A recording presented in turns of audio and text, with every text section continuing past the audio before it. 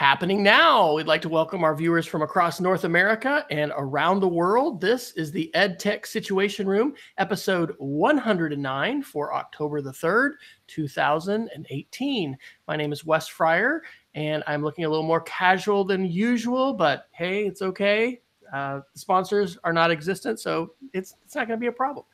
Joining from Oklahoma City, where I'm the Director of Technology at the Cassidy School, and Jason Neifer is still on assignment. So I'm so excited to welcome Ty Campbell, who is joining us from Baltimore, and shout out to Beth Holland, who made the connection. So Ty, welcome to the show.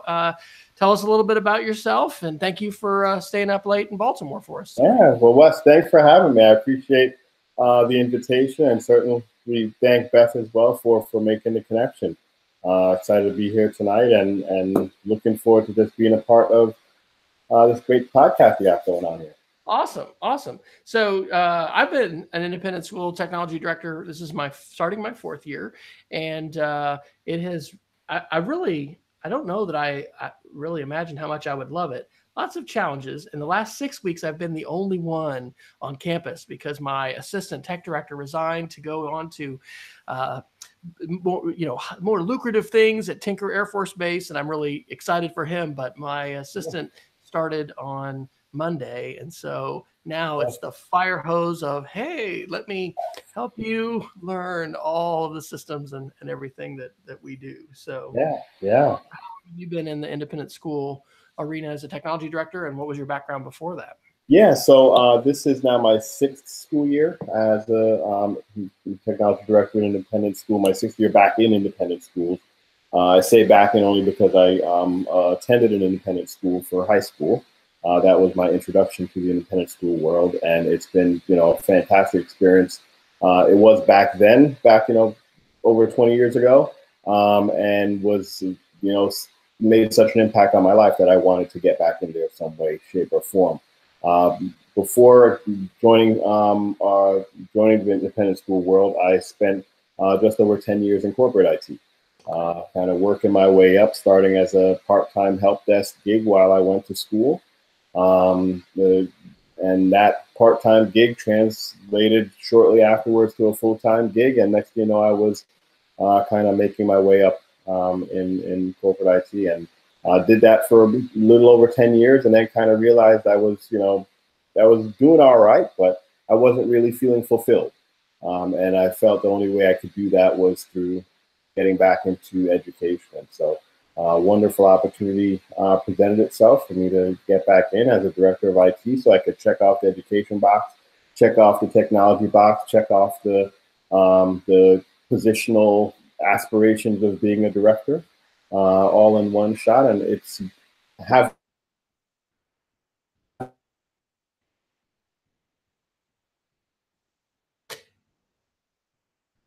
we had a couple bandwidth issues as we were starting the show, and I'm not actually sure, as we often are. There was just a little bit of a blip there, so I don't know if that was my bandwidth or if that was you. Mine got a little funky too, so. Okay, I don't know. So I was saying before the show, sometimes I'll restart the router. I think all the girls are off Netflix, so that's usually the issue here. Well, that is great. Well, as I checked out, we'll go over at the end of the show, where people can find us. But we do have our show notes on edtechsr.com/links. Our Google Doc is embedded there. I see that you're on Twitter, and as I checked out your school, one of the things I loved and I actually tweeted was your faculty, short videos, and that is so awesome. They're very professionally done. Previous to starting as the tech director, I had finished my doctorate, and I went back in the classroom for a couple years, and we had done just some very short. They were like 3-minute, but getting our teachers to share a little bit about them professionally. How did you become a teacher and why? I think we did something like, what do you do when you're not teaching? Kind of Marco Torres, a friend, has called that a B side. So you see your A side as a teacher, but what are you passionate about? Yep. I don't know, there's something else, but I love that because you got a little window into, the personality and interests and whatever. And with a large faculty, you learn stuff that you couldn't learn otherwise. So anyway, it was very well done. I would guess your communications team's probably. Yeah. Shout out to Brooke Blumberg, our communications director, who's just done a fantastic job with that kind of stuff and just making our teachers more more reachable, if you will. Yeah, definitely. Leveraging the power of video. So, That's well, I right. do see we've got a live viewer, and I'm going to bet it's Peggy. But if you are joining us live, we got a couple live viewers. You can join us in a chat, which is actually just on the side. So, full disclosure, I've got my wife's MacBook Air over there, and then I got my little MacBook here because I can't do that all together. But anyway, on the chat, it is Peggy. Hello, Peggy. Well, I heard you were floating away in Arizona. My parents were telling me yesterday that Arizona had something like the most rain they've ever had before in a year already. So, and it's October. So if you're viewing live, please feel free to type in the chat. We'll give voice to any questions or comments that you might have. And actually, we might start with a topic that you put in at the bottom, because I saw this today when my phone went off during a meeting, and it was the presidential emergency text alert. So were you expecting that? And what have you heard about that? Because I guess we're saying it's more of a FEMA perhaps than a presidential sent message right now. Yes, yeah. So I was in the office with my team, and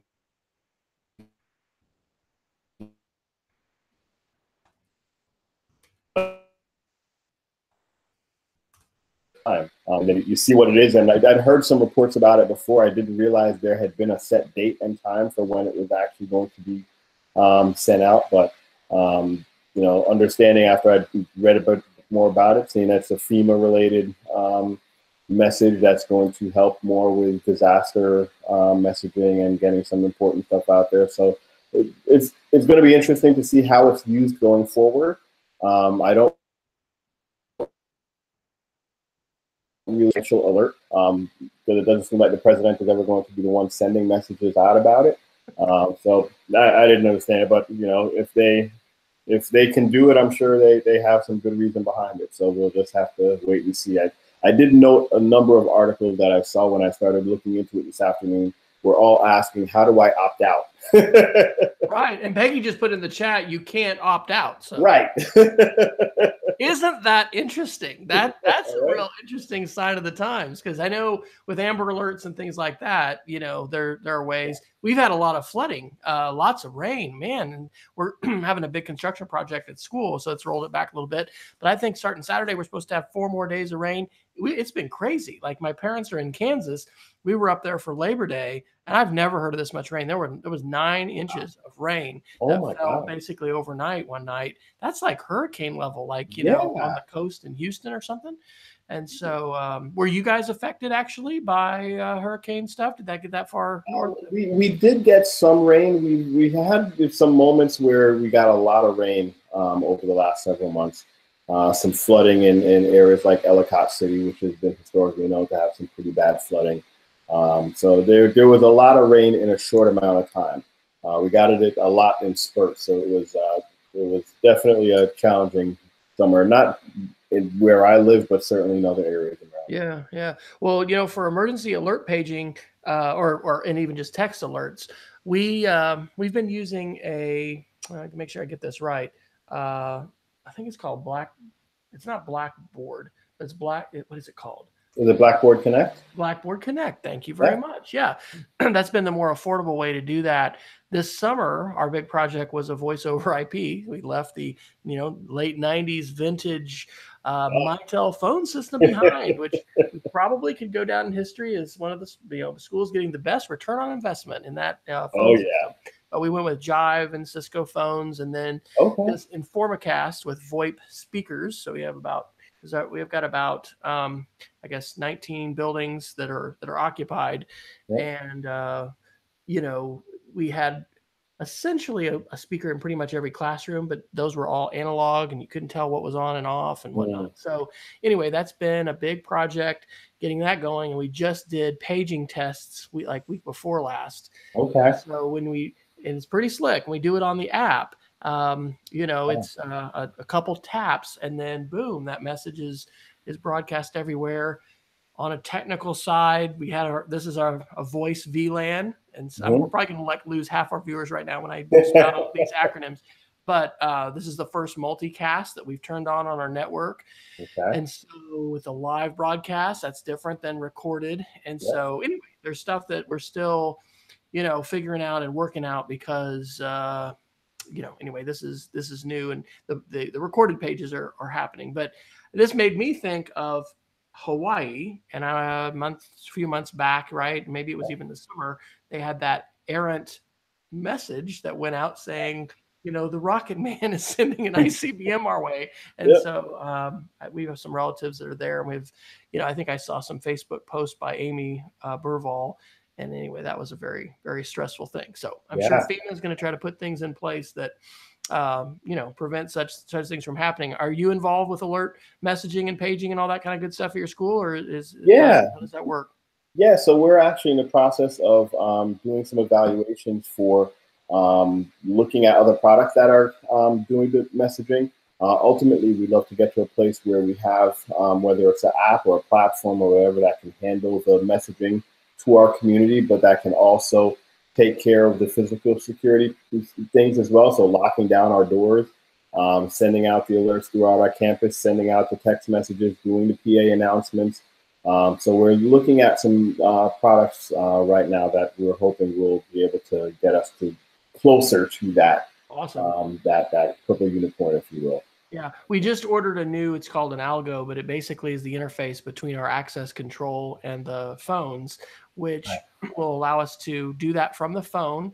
And then with this InformaCast product, and there's actually, I was surprised, there's no additional charge. It will just connect it, and so it will send the same message to the phone system. So we're not doing text messaging yet, but probably by Thanksgiving, Christmas, if we send that alert, we got to do a lockdown. That message gets broadcast to every speaker on campus and all the doors that are on access control. We don't have them all on there yet, but anyway, those will all lock down. So, and I think we're talking about having a button sort of like a bank teller would have, know, and then having that kind of a way for them to initiate, because the phone, requires dialing, waiting, a PIN code, and the app is pretty quick. But anyway, that's hey, these are the days that we live in with school events and stuff, and so we're all very focused on security and safety and the way that technology hopefully can bring us better communication. Yeah, and it's interesting to see too how technology is so much more involved in something like security, where now security is more of a technology issue, where in the past it was strictly more of an operational facilities type of conversation. So absolutely, that change recently with everything that's been going on is certainly a change for a lot of schools. And there's a lot of moving parts to that too, right? I mean, that the world of the app has sort of lowered our, or maybe it's raised our expectation. I guess it's lowered.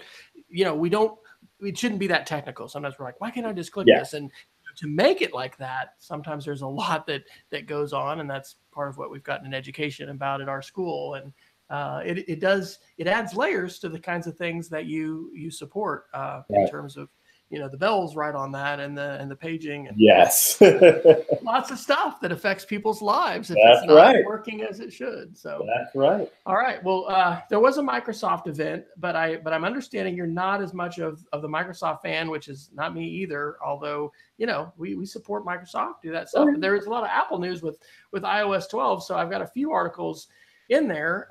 One of them was just talking about the iOS 12 running faster on older screens. I've used an iPhone since the beginning. I actually got to see Steve Jobs announce it in 2007. My cousin and I made a pilgrimage to Macworld, and I had just actually started working for AT&T. I worked for them for a couple of years.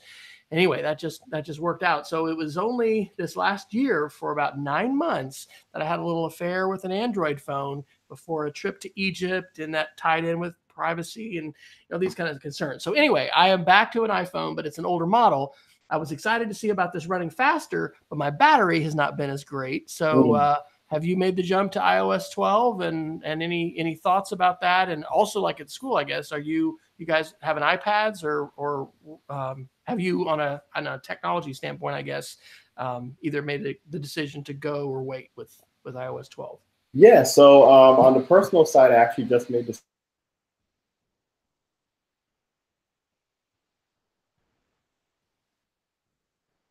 iOS Max.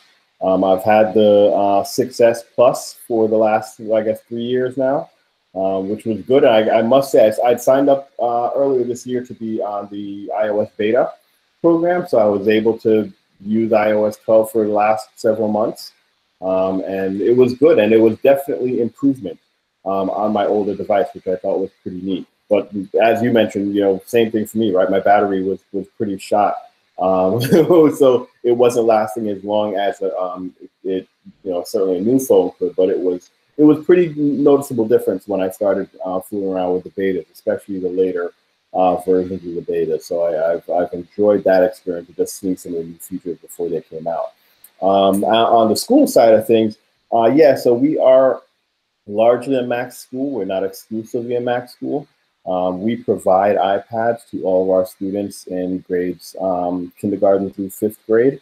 Our middle school students in grades 6 through 8 have to bring their own iPad.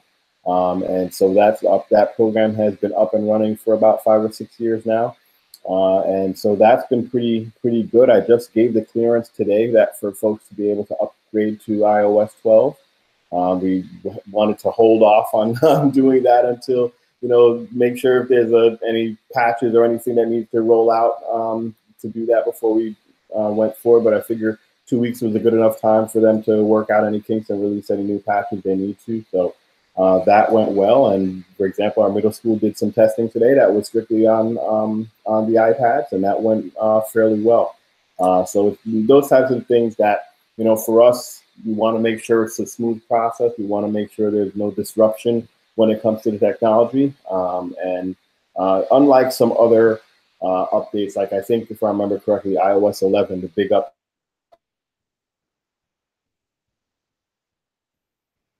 we utilize in the school. Not so much in terms of major features that were coming from iOS 12. So wasn't going to address. Right. You may go ahead and make a little adjustment on your bandwidth. I don't know if it's at your end or if it's mine. One of the things I've done is on the top of your Google Hangout, there's a bandwidth that looks like bars or whatever from cellular, and I have mine just moved back to medium. I mean, I'm supposed to have plenty of upstream. I don't know. You may try that because it may. I'm not sure. Peggy didn't. I asked Peggy about that, but hadn't heard. I put in also to the show notes an Ars Technica article. It says iOS 12 thoroughly reviewed from September the 17th. And of course, it seems like whenever we have the Apple events, we got all kinds of tech journalists and everything that just love it because there's all kinds of stuff to talk about. I guess for me, the main thing, and this is something we'll recognize Digital Citizenship Week at school and with our school psychologist. I co-chair the team that talks about that. So we'll have a series of chapel talks coming up here in about 3 weeks. Nice. I think we will do our first one that's going to focus on screen time and health and balance. And so having, that feedback as far as how much time you're spending on your apps and things like that. I don't know. I haven't paid a lot of attention to that myself. I've been more, with our both daughters, but more the freshman, the 9th grader. We've used a tool called, what is it? Go. Is it Disney Go? Gosh, my brain is not maybe after 6 weeks of being the only IT guy, sometimes as well when I come home. But let me see. I'll have to look it up on our digital citizenship website. But it's a box that Circle. There you go. Circle by Disney. That's like a $99 box that essentially works as a VPN, and it installs an MDM on your kids' devices, so all their traffic goes through. But it does give you a comprehensive, whether they're on the laptop or device. And so she loves YouTube and produces videos and has 900 followers, or she's just she's done a lot of Minecraft and whatnot. But those hours can really rack up, especially in the summer. But yes, where are you as far as screen time? And is that an interest in terms of iOS 12? And are you guys having conversations at school too, kind of about the screen time health thing? Yeah, so I've actually used, prior to starting with iOS 12 beta, I was using a program called Moment on my iPad before, which was helping me. I was using on my iPad, but primarily on my iPhone, just tracking the amount of time that I was spending on my phone, how much time I was spending in certain apps. And there's nothing more, uh, disconcerting than just seeing the hours, seeing the numbers, seeing the actual data, right? You can tell yourself all you want, oh, I don't spend this much time doing X, Y, Z. And then you see a number and you realize, that's the facts. You can't argue with it, right? So it was, so I've been using that. And so to now have those features built into iOS 12, I think is fantastic. I've been able to put away the Moment app and just see what information is coming from there. And again, you can't argue with those facts. And certainly for our kids, we can't argue with that. They can't argue with that either. So I think that's going to be a really nice feature for families, especially. And I think Apple realized that, right? They certainly were dealing with a lot of flack over the last several months when, parents, there was really nothing for parents when it came to good parent controls. Right. And talking about screen addiction and talking about health, there really wasn't much that Apple was doing. And there were some articles even sharing about the fact that Steve Jobs never let his kids use an iPad. That's saying something. Right. And I think that's important. Certainly at our school, we are diving this year into really tying in technology use into our character education program. And this year we're partnering with a great organization called the Social Institute that's based out of North Carolina that will be coming to our school and working with our kids during the day on really building in positive social media use, positive technology use, and really helping shine a light on that. I think with schools have spent a lot of time, and I think that's just because we have a lot of adults who don't really feel comfortable with technology. Just saying, no, this technology is bad, Twitter is bad, social media is bad, and not giving our kids really an opportunity to understand the good side of that, of technology usage. And so one of the things that the Social Institute really stresses is the positive aspects of technology, giving our kids good examples to follow, and pointing that out and really helping balance the message that we send to our kids when it comes to technology. So they'll be visiting our campus this year, and we're really excited to have them. They're going to spend the day with our kids. They're going to spend an evening with our parents, and we're really excited for what that's going to be like for us. Beth Holland, you knew I would love talking to Ty because that right there is a gem. We have done a lot with a group, I guess, called FCD. That is it's a education program for drug and alcohol abuse prevention, but trained school psychologists and counselors, come on site, do presentations, but also pretty intensive facilitated discussions with students alone, with parents alone, and then with parents and students. And so that has been a major deal. And so as we have looked at wellness and health more broadly, we have recognized the importance of bringing digital citizenship into that. And we have we have a new school psychologist. Actually, she just came from Washington, D.C., who I'm loving working with. And we have been just having this conversation because our advisory program currently, especially in our upper school, it hasn't had a curriculum, and it's been very freewheeling. It's kind of been open to what advisors wanted to do, and a lot of that was free time. In the middle division, we've had a little bit more focus and direction. So anyway, that is an opportunity, but a lot of teachers as well as parents feel very uncomfortable and just not in their element talking about those issues. And so what we've just been visiting about is that we probably need to have multi-tiered approach, and it's not just sharing a video and some questions and asking the teachers to talk to students about that and having chapel talks, but we need to find some group that can come in and probably facilitate that kind of deal. So I put a link to the Social Institute in our show notes. Actually, I added that and your app Moment, and I had just seen that you talked to your Geek of the Week, so I didn't mean to steal your not at all your thunder there. But that is fantastic. Have you? How did you learn about the Social Institute? And is that something that like through Atlas, which we want to mention Atlas tonight as well? How did you learn about them and get connected with them? Yeah, so I first learned about them through a colleague of mine, Jason Ramsden, who's the CIO down at the Ravenscroft School in Raleigh. North Carolina, and they have partnered with the Social Institute for the last couple of years now. And Jason had actually presented at last year's, I guess I got to be careful now. So this is 2017 Atlas Conference about the Social Institute program. And I mean, just sharing what they've done together at Ravenscroft really excited me and brought it right to school and said, hey, this is an organization I think we really need to partner with. And so we've had some discussions with them over the past year in preparation for how we're going to launch out this year. So then we're super excited for that program and highly recommend it. I mean, they've worked with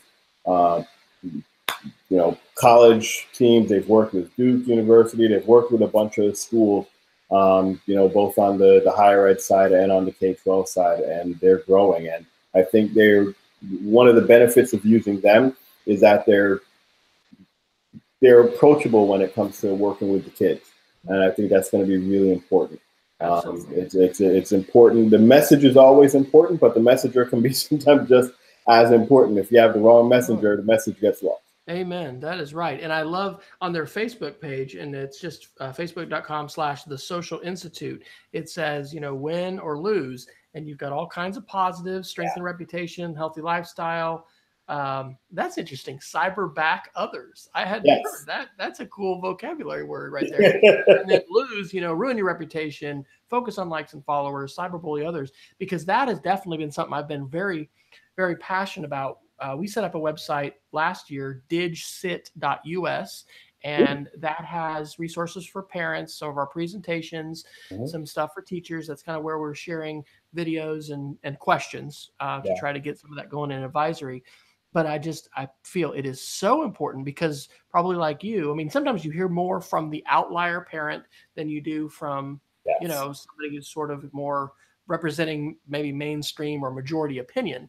But we definitely have some folks with strong opinions, like no phones at all, no tech at all. I mean, we even got some no video at all.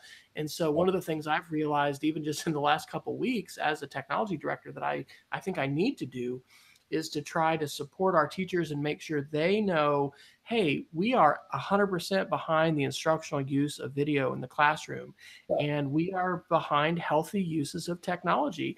Part of the vocabulary is how we use our technology devices to create and make and to communicate. And that whole, like, it goes back to, I don't know if David Warlick back in the day with his, raw materials for the mind and digital literacy books, but like, to be a full participant in the 21st century, we need to be utilizing these tools and learning how to appropriately use them. And so I just think that balanced focus is huge, because what's easy is to just, scare people and talk about the negative. And we do need to realize the darkness that's out there and the temptations that we have, whether that's to be on our device too much and not, talk when we're on a date or at the dinner table. In fact, I sent you a message, said to get your email in there at the dinner table today. My daughter's like, Dad, your laptop at the table. And I was like, honey, it's just quick. I gotta send him this Google Doc link. But anyway, it's good to have a balanced approach. Are you guys doing a like school-wide digital citizenship team? How does that happen in terms of who brings in the Social Institute, and how is that a headmaster initiative? So that's been very much a partnership between myself, our marketing communications team, also our counseling team, and so those three groups, and obviously with our the support of our head and assistant head and our division heads, really good partnership to just talk about what the benefits are. What are the age groups that are most appropriate for meeting with this group? And so we've kind of settled on middle and upper school, but really trying to just make sure that we do this in a focused and purposeful manner, and make sure it doesn't come across as though it is a kind of one-off. Here's another assembly on this type of thing, right? Exactly. We're building it into our program. We just rolled out a new responsible use policy, and kudos to the Oak Ridge School and Jason Kern, because we took a lot of ideas really from theirs, but shifting from an acceptable use to responsible use. And then have done some talks to let folks know, of course, with Gaggle, we're proactively monitoring. Yep. Always reserve that right to be able to, inspect traffic and bring Right. people on notice, and had all made sure all that stuff is updated inside our contracts and parents and everything. Yeah. Peggy's asked in the chat, what does cyberback mean? I could guess, but is that a phrase that you guys have already been using or you've heard of in the context of the social So institute? I learned that phrase actually from Social Institute, right?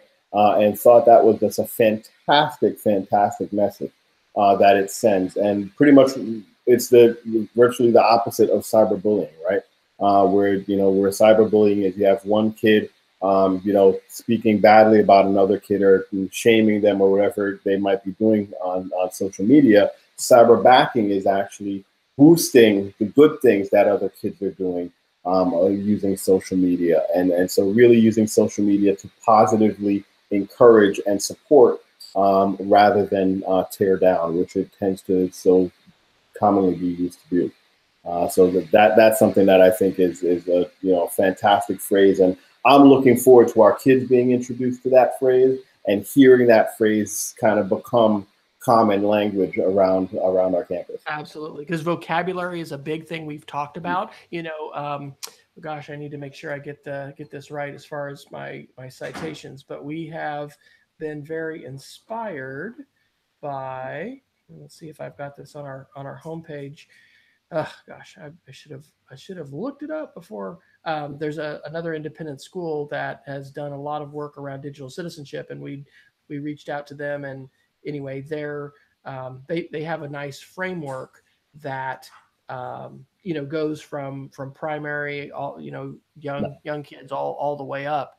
But that whole idea of vocabulary is just really important because you want the conversations to actually change and these kinds of topics to come up. So Matt Scully is the person who reached out. Matt. I love Matt. Where is Matt located? You're gonna have to help Matt's me out. in North Carolina. He's in Charlotte. Okay, yeah. And he's at Providence. Yeah, Providence Day School. There you go. Okay, so there is he's Matt Scully on Twitter, and their website is PDS Digital Citizenship. So early on in our journey, somehow I got connected with him, and he actually video chatted with us, and so they've got their whole compass. And anyway, the work they've done has been really solid, and that's really of influence, I think, our work, and especially in trying to not have this be a conversation that teachers as well as students see as in the technology arena. Like if I take a computer class, so that's where we talk about it. Like we're intentionally asking homeroom teachers, in lower school now, here are some questions. I want you to talk about this with your kids, because honestly, a chapel talk or any kind of, broadcast message, kids are going to hear that, but it really is conversation and trying to get everybody to see, just like character education, this isn't something that we just put over here in this one little elective class. No, this is about how we treat each other. This is about kindness. This is about representing our school. And it's about how we live our life. Like it's such a, technology is this oxygen that we are all breathing now. So I am fired up to have that. That's absolutely fantastic. And one of the things that I'll also point out too, and you touched on this a little bit earlier, is the importance of having parent partnership, right?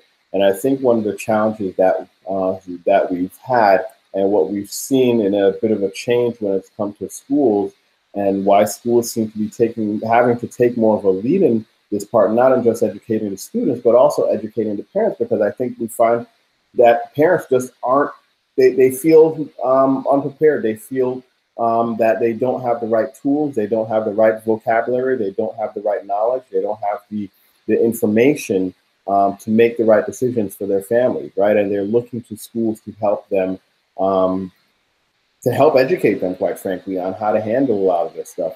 And so it's not simply, I don't think as schools we can simply say, we're just here, especially in this particular conversation, that we're not just here for the kids only. We're also here for the parents and the families. 100%. 100%. We've had a series called Parent University that we've done about a variety of different topics, and in the past that's focused a little bit more on our younger student parents, so primary and lower school parents.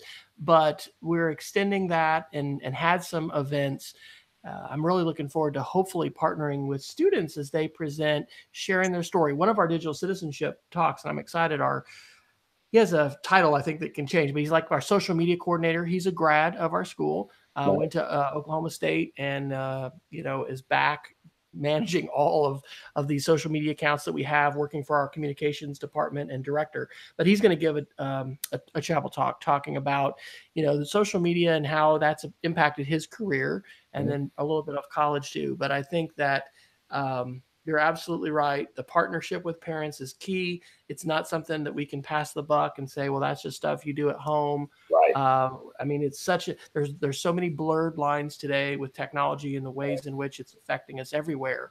And so I definitely, I'm excited that our school has this as a focus, because it's really an enduring challenge. It's not going to be something, like you said, it's not a one-off. It's not like, oh yeah, we did that in October with digital citizenship, we're done. It's one of these things that can rear its head at any time, which probably, as you've had, we have different incidents that happen, and sometimes you deal with those, but we want to be proactive on an ongoing basis, not just reactive when these things happen, and hopefully empower all constituents to take some really proactive steps in their life to not only be healthy, but then to also leverage the power of it, in terms of you're going to a selective school, you're going to a selective program, they're going to Google you. You're going to join a fraternity sorority. They're going to search, to find out what they learn about you. So that's right. And I think current events certainly is always an enlightener here. Everything that's happening with Brett Kavanaugh now, and that's with a paper yearbook, right? That's being referred to. What's going to happen for our kids 20 years from now when they graduate, 30 years from now when they graduate, and there's all this information that they have put online or their friends have put online that's going to be searchable with just a few keystrokes. Absolutely. Well, I do want to get in a couple other articles, but you mentioning iPads and you guys with the one-to-one, I just can't resist asking the question, what words of wisdom would you have for other school leaders, contemplating one-to-one, thinking about devices, just like what's some of your wisdom you'd say you've gleaned from working as an independent school tech director where one-to-one is a daily reality? Yeah. The first thing that comes to my mind is classroom management, which quite frankly has nothing to do with the technology whatsoever. It is the type of thing where because the iPad gets introduced and because the technology gets introduced, all of a sudden some of the other things seem to fall to the wayside, right? Classroom management being one of them, and teachers are not really sure sometimes, what do I do? How do I handle the situation? It's like, it's still the same. You still, if you're ready to focus and you want your kids to focus, iPads down, iPads over, laptops closed, whatever it might be, it comes back to really basic, non-technical classroom management. And I think that's something that we always have to just remind our teachers about and make sure that they understand they are in control of their classroom. And the iPad or the laptop does not change that. And if that becomes a problem, put the technology away. The kids will still be able to learn. They don't need to have it open the entire time that they're in your class. When it's time to use the technology, you use it. When it's time to put it away, you put it away. And don't forget that, and don't succumb to the feeling of the iPad needs to be used all the time, needs to be on all the time, because that just gets folks frazzled. So that's always the first thing that pops in my mind is just, remember that classroom management is still classroom management, regardless of whether there's technology or doing or not. This also makes me think of Atlas, and I want to ask you a little bit about that because I know you're a board member. Last year, I've had a chance to go to Atlas twice. It was in Burbank, California, and then I went in DC, and there was a great session. I think Vinny Vrotny was in there, and I think it's Pam from Sidwell Friends. Am I going to get that right? It was a panel. Anyway, it was a great digital citizenship panel, and they were telling their stories as far as what they were doing. And there's still time because I think Vinny just sent an email out to all our ISAS tech directors this week. I think it's like October 13th or something like that for the call for proposals. So let me just toss you the Atlas question. How'd you get on the board? What is Atlas? Why would people want to know about this conference coming up in Dallas in April? Yeah, so Atlas has been an organization I've been associated with, I think, the last 3 or 4 years. now, and has been the best professional development for me and best support community for me in my time, especially making that transition from the corporate world to now the education world, and just trying to make sense of what my role is as a technology director, what my role can and should be as a technology director in an independent school, and just having a community of people who are there to help each other, support each other, learn from each other. No one, there's very little one-upsmanship when it comes to the work we do. We're all about sharing and doing the best job we possibly can for our schools and for our students and for our families. It's an organization I absolutely love, and have loved being associated with it for these past several years. And the opportunity, which they normally have every year, a call for board members, and the opportunity was presented to interview for that position. And I guess things were good that day because they invited me to be a part of it. And so I'm truly humbled and honored to serve on the board for the next several years, and just looking forward to how I can continue to help grow the organization, and kind of set the message and the trajectory for growth for the future, and growing the members and supporting the members of the organization, and really trying to make a difference. And I'm really excited about what that's going to be like, and working with some great people who are on the board, and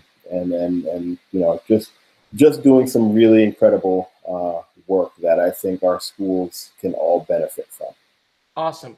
Jenny Swanson Voorhees, that is who. Richard Griffith, Angela Smith, they were all there, and that was okay. And it was a Sidwell Friends. I think Vinny was in the audience, so I will drop a link in the chat and in the show notes to the notes from that session. And yeah, sometimes professional networking is so key, and it is great to have digital access to connect with folks. But there's also just a lot of power in coming together and being able to learn together, and then deepen a relationship, and then just sometimes for those kind of things it can be one small thing, but that you take that back and it transforms what you're doing, or allows you to go in another direction. So and there's just something special about that conference, that you walk away from it knowing you've grown, knowing that you've learned, having a list of things that you want to go back to your school and tackle and improve, and again, the best professional development for me, bar none.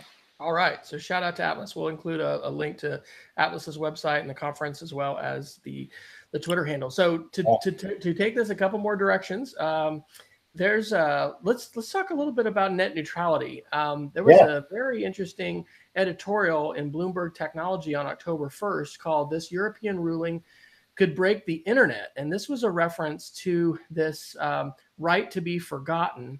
And we've talked about this on the show. We're kind of risking a fractured internet at this point with some of these laws. We had the GDPR that went live, I guess, at the end of May, and we've got different countries trying to perhaps legislate and demand, hey, data has to be saved here and it can't be overseas, or in this case, if there's this right to be forgotten, and then there's been other discussions about what, like even copyright. I don't think I have this article in there, but it's not law, but it's, again, coming from Europe and courts talking about memes. And we had kids at school that were, hey, memes are going to be dead. And we're talking about, not having fair use, and that your platforms were going to basically have to censor in the same way YouTube has an engine for identifying copyrighted music, and then they can flag it, and you can have a strike against your account and have to defend. Anyway, that we could be moving into a world where that all happens. So do you have any thoughts about that as far as net neutrality and what we're seeing, legislatively with Europe and these kinds of discussions about? So, I think we've all kind of sensed that Europe has tended to be a leader when it comes to some of these regulations and laws that get put out there. And then it's a question, I think, especially for us in the U.S., it's a question more of when, rather than if the U.S. will eventually implement something similar to GDPR, and whether it is driven by the government or it is driven by state laws. I think we'll be seeing some of that sooner rather than later. And I know certainly a lot of schools in the U.S. that have international students from the European Union have had to kind of take on some of these GDPR restrictions when it comes to the data that they have. So it's something that I think all schools need to consider, whether or not you currently fall into the realm of GDPR. You start, certainly for me at Gilman and others that I know of, are starting to think with GDPR in mind and act accordingly, because you, again, just feel it's more a question of when rather than if. And I think it's going to be important for all schools just to be very careful with their data. It's something that I take very, very seriously. And I think all schools should. We collect a lot of information, and we need to be careful how we're using that information. We need to be careful with the various third-party tools that we provide that information to. We get very excited about providing lots of things for our kids, but at the end of the day, we're giving away information about students, and we don't know how soon or how that information is then being taken and used without our knowledge. Absolutely. And that also goes to our own personal information. I had a weird phone call because I'm probably like most people getting more calls on my cell phone. I don't know how they're getting my number. And this one was saying that this was a bill with from a local college. My daughter had taken a concurrent class. In fact, we got to check it out tonight. I texted her and said, "Hey, can you log in and see if we owe anything?" But this person would not tell me anything about it until I'd given them the last four of my social or my address. Wow. And I was like, what department is this? Can I call that office? Well, we can't tell you unless you give us this information. I'm like, I'm not giving you as a stranger, personal information. And so I've been thinking more about, because people will say kids don't care about privacy. Actually, they do. And I think Snapchat and the, ephemeral social media platforms are a bit of a response to that. But like, without going into a witness protection program, how do we do a do-over with, like, because our phone number is such an identifier now, and it was never designed to be that way. So I mean, I think there's multiple layers to this as far as us thinking about what we disclose and what we share. Also on a digital citizenship side, like, what room is there for advocacy? If we've got kids involved in different kinds of nonprofits and helping, but like, think about social justice, think about privacy. I mean, Me Too. There's all kinds of movements that we can be passionate about and we can advocate for. Where does targeted advertising become not just creepy, but really something that I'm like, no, I don't want you to do that. And I mean, I think those kinds of things are just so important to dig into. And it's not just a cognitive thing like, oh, okay, yeah, I agree with that, I disagree. But it's like, no, are you going to write your representative? Are you going to try to, educate our legislators, because they're making decisions about this? Right. And I think that's a place where certainly what we were talking about before, when it comes to not cyberbacking, but just the general message of taking action and doing good. That's something that we can teach our kids, and really, as you said, being advocates for things that are important to them, and taking the next step, not just complaining about it, but actually doing something about it. Writing your local and state and federal lawmakers, and really pushing and educating yourselves on these things so that you can speak intelligently to it. I think that's going to be something important for our kids. And let's face it, there's a lot of things when it comes to this type of stuff that our kids understand better than we do, right? And so they are the ones who I think can really take the lead on this, and really drive the message forward, and also educate themselves to the point so that after they graduate from our schools, they can continue to take action, whether it's through their jobs or their work or whatever it might be, to move things forward. So absolutely, it's very important. Yeah. One other article I put under that heading on the show notes is from Ars Technica on October 1st. Trump administration claims California net neutrality law causes irreparable harm to the U.S. Jason had mentioned a number of weeks ago that Montana was trying to pass a state law that would essentially enforce net neutrality. This is California trying to do that. And this is fascinating. In this article, I think they mention how, on the one hand, the FCC has kind of said, hey, we can't, legislate about this. This is, I mean, here's the quote, little legal speak here. Because its regulatory approach directly conflicts with the FCC's, the bill inflicts irreparable harm on both the United States as well as the public interest more generally. This is the Department of Justice's view. As this court recently noted, the United States suffers injury when its valid laws in a domain of federal authority are undermined by impermissible uses. Okay, so that's what the government's saying. Then under the heading DOJ argument fatally flawed, they say the legal argument is fatally flawed. The FCC claims it has no authority to regulate broadband internet access.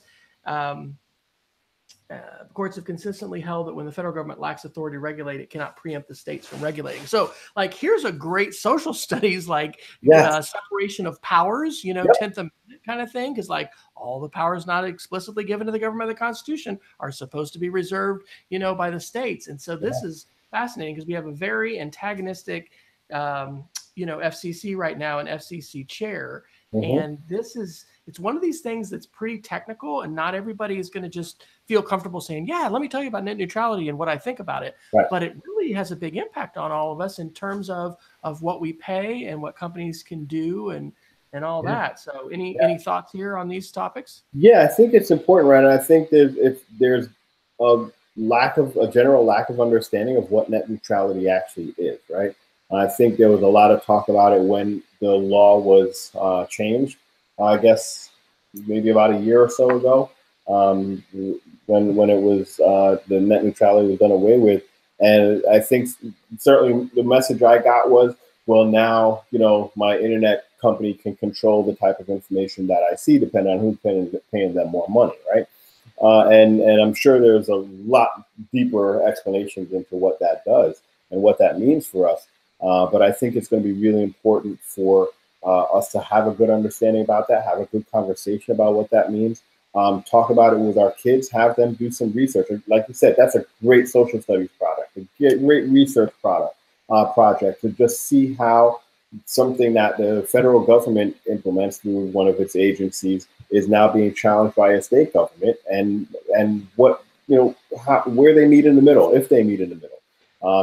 It's fantastic, and it actually affects them, right? It's not something theoretical anyway. It definitely affects their everyday life.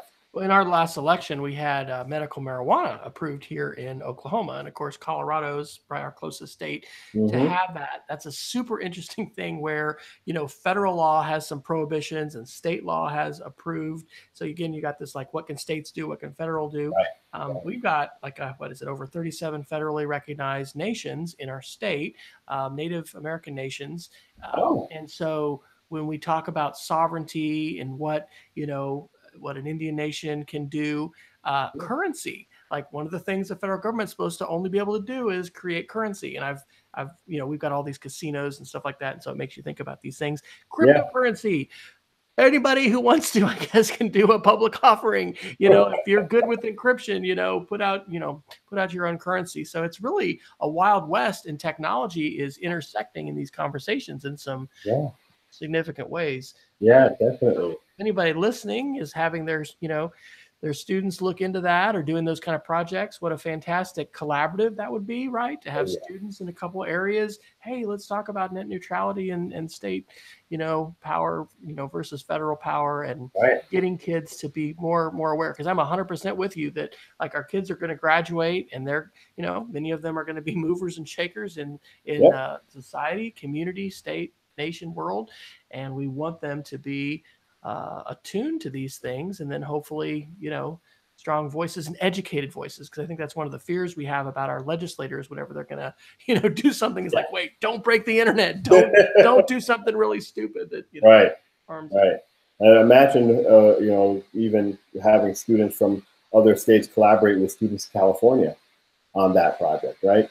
Yes. And really getting some good perspective there from those angles. So yeah, that's fantastic. That'd be awesome. Okay, let me throw out one more topic, and then I think we'll have to do Geeks of the Week and kind of wrap it up because we're getting close to the top of the hour. Under the heading of Facebook, we had a pretty big breach that just got announced. So this is New York Times on September 28th. Facebook security breach exposes accounts of 50 million users. And then Wired on the same date had the Facebook security meltdown, exposes way more sites than Facebook. And so this is talking about third-party access. And my wife, I think, I don't know if it wasn't a result of this, but with all the news of Facebook the other night, I think we were waiting for our daughter to finish volleyball practice. Actually, she's like, "Hey, can you help me look at my Facebook privacy settings?" And so we were going through, and what have you authorized, especially with other kinds of sites. And so I don't know. I think sometimes articles like this are now becoming so normalized that people just kind of roll their eyes. They've heard a Yeah. lot. Oh yeah, another hack. But we are doing two-step verification for our Google accounts Yeah. at school. That's one of the more significant security things that we've done that's affected everybody in a real visible way. Right.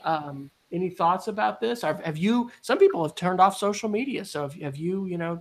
Decided to turn off your Facebook with all this Yeah, so spam? gosh, I haven't had Facebook in several years. Really? Yeah, I had dabbled in it many years ago, stepped away, dabbled back into it when I was at my previous school just to help grow that initiative a little bit more there, and then got rid of my account again. So I haven't had it in maybe about 3 years now, and certainly feel a little bit better about the fact that I haven't had that account, considering everything that it has had to deal with over the last couple of years.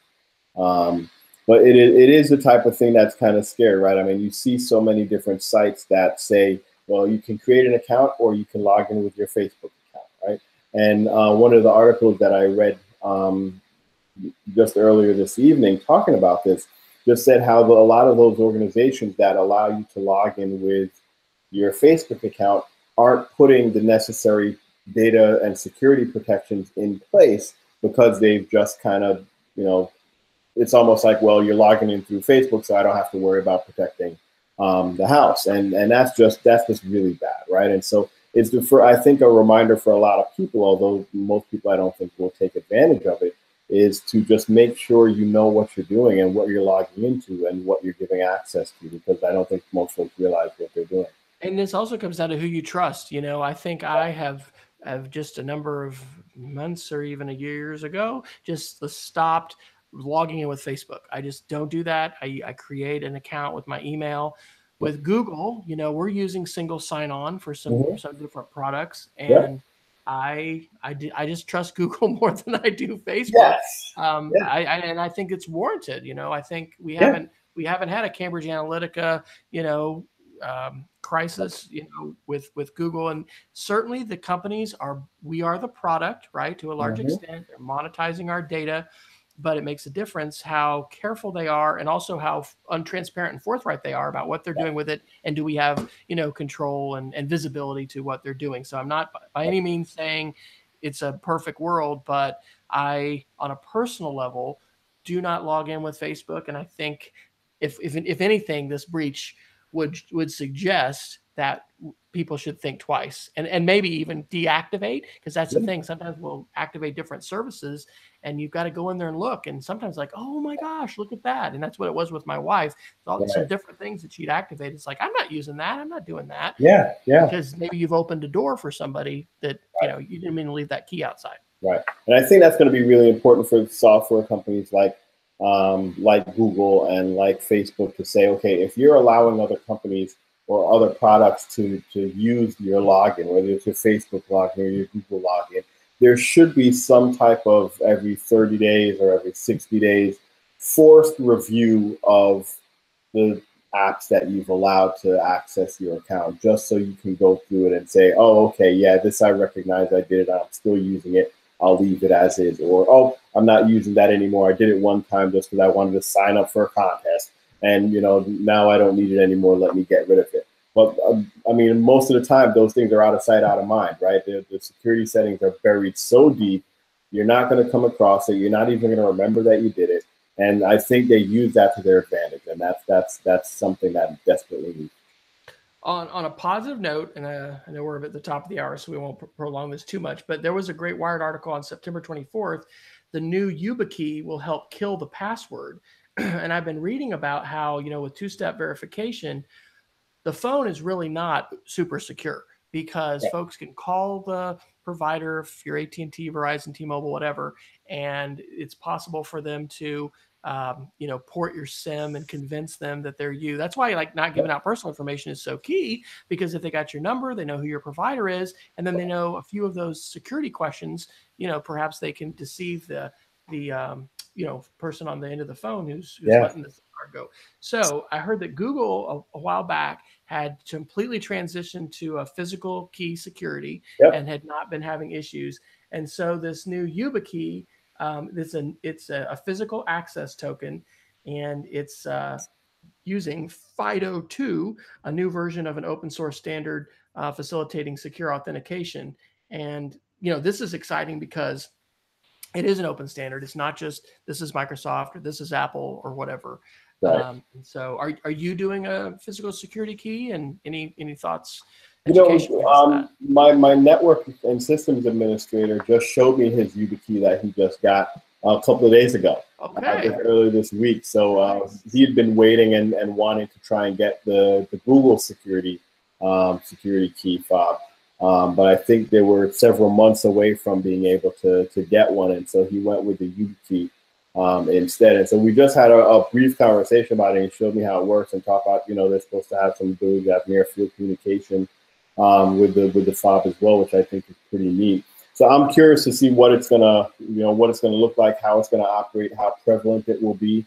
But we're getting towards that stage, right? I think we're having something like that is going to be really important, and quite frankly, I think it'll become the norm in a few years. It's just what format is that going to look like? What form is it going to take? And then how do biometrics play into that, right? So as far as Face ID and all that, I mean, we were talking about this actually at lunch today with several different people, but we're on this trajectory. There's a lot of reasons why, we need secure authentication. Yeah. And, evidently facial ID is quite a thing in terms of, you're living that, right? You're unlocking your phone with that's right. Yeah. Yeah. It freaks me out a little bit, but but it's convenient, right? And that's what everything's about these days. It's about that convenience. That's right. Okay, well, let's do Geeks of the Week, and then we'll kind of get out of here and tell people where they can connect with us. I stole your thunder a little bit talking about the iOS 12 screen time controls. Other thoughts you've got as far as that being your Geek of the Week? Yeah, I mean, the key thing for me with that is for my personal use, just realizing how much time I spend on my phone and what I spend that time doing. I have part of the reason why I initially installed the Moment app, about a year ago, and have now with iOS 12 switched to the built-in functionality there, is that I value my time, right? And I think we all, in many ways, value our time, and we want to make sure that we're using our time wisely and efficiently. And when we think about, gosh, there's just so many hours in the day, a lot of work to be done, a lot of things we want to do. I have books that I want to read. I have things I want to learn. And just always feel at the end of the day, gosh, I just didn't have enough time. And then you look on something like this and you see how much time you had and what you used it for. Right. It's a good reminder and kind of wake up call to say, okay, I can use my time better. And so for me, being able to use it and just really track my time, make improvements, challenge myself to be better. And in challenging myself to be better, I gain some of that time back that I can then use for more purposeful things. So I love it. I love the fact that they've included it. I know there's some parental control stuff which I haven't even touched on yet to explore some more, but being able to even use that with the kids, I think is going to be great. I have a 9-year-old daughter and a 3-year-old daughter who love using an iPad and love doing all kinds of stuff with it and finding ways to better control their technology usage, especially in the summer. I know you mentioned earlier, summertime, that iPad can be your friend as a parent, but it can hurt as well with the kids. Just trying to do better with that, and I'm happy that Apple is taking a stand with that and really helping parents better manage this tool that has its benefits but certainly also has its drawbacks. Absolutely. My Geek of the Week, I went ahead and dropped in for you, by the way, and I'll put this in the show notes, the Moment Screen Time Tracker app and the Social Institute. Mm-hmm. I've dropped in Matt Scully and PDS Digital Citizenship and our Digicet website and those Atlas notes. But the main one that I wanted was called Trolling Attacks on Scholars, Faculty Action. And this is tips from the University of Illinois. This was shared on Twitter by Dr. K. Kirkpatrick, who is K, I don't know why this number, K314159. It's kind of a weird Twitter handle. But anyway, this is definitely a sign of the times. Her tweet was that my university's recently put out resources for scholars targeted by trolling attacks, screenshot from the postcard, and then she's got the link to the actual suggested resources if you're the target of a trolling attack. It is something important to remember, and in the conversations about social media, as we post on social media, our kids do. I mean, any of us are, one click away from a viral kind of thing that could blow up, and those kind of things do happen. We want to be really thoughtful about what we post. I think we want to be very careful when we're going to post publicly about very contentious things. So there was actually, and I'm not going to say the name, even share the link, because it's a close to home thing, but and I can share it with you. I'll share a link with you privately. But there was an incident that just happened in the last week that regarded someone who's an employee of an independent school who used Twitter, and then he was resigning, the next day, and that was an adult. Okay, that's not a kid. Right. So anyway, this is a sign of the times. I think it's very good for the University of Illinois to be proactive in this way, and we don't again want to just focus on digital citizenship on all the darkness and all the bad, but we do need to be realistic and reasonable. And unfortunately, trolling is a part of the landscape, and depending upon what kinds of conversations we insert ourselves with, we can end up on a Reddit thread, and things can go up quickly. Very quickly. Right. Very, very quickly. We want it to be a cyber back, not a cyber bully. That's right. Those things unfortunately tend to not go viral quite as much. But all right, well, let's wrap up. Where can people find you online? And I know you're on Twitter. Anywhere else that you share? Twitter and LinkedIn are my main resources. Those are two places where, Twitter for me is quite frankly my professional resource and professional network. So that's where I do a lot of my communication and a lot of my reading and a lot of my learning and sharing. So awesome. Twitter is there. Facebook is there. Not Facebook. Sorry, LinkedIn. LinkedIn, right? With the same name, Kai Canvas. You could find me on there. But certainly you can always go on Gilman's website if anybody needs me for anything. And just looking forward to seeing as many people as possible at the Atlas conference this year in Texas. Absolutely. Well, I am W. Fryer on Twitter, periodically posting on my Speed of Creativity blog, updating a little bit on our digital citizenship website. In fact, we just had our middle division director yesterday share some resources. And so we put a couple new articles about screen time, and then also some positive uses of social media and ways kids can use positive on the resources page. I think we put that on the parent resource page because that was directed at them. So, a couple more things to pass along. So this has been the EdTech Situation Room. Please check us out at edtechsr.com. All of our links are available there, the show notes, things we did not get to talk about, as well as the articles that we did. And I want to thank Ty so much for joining tonight. It's been a great conversation, and I'm going to look forward to hopefully seeing you in Dallas coming up in April. Yeah, absolutely. Thanks again for having me. I appreciate it.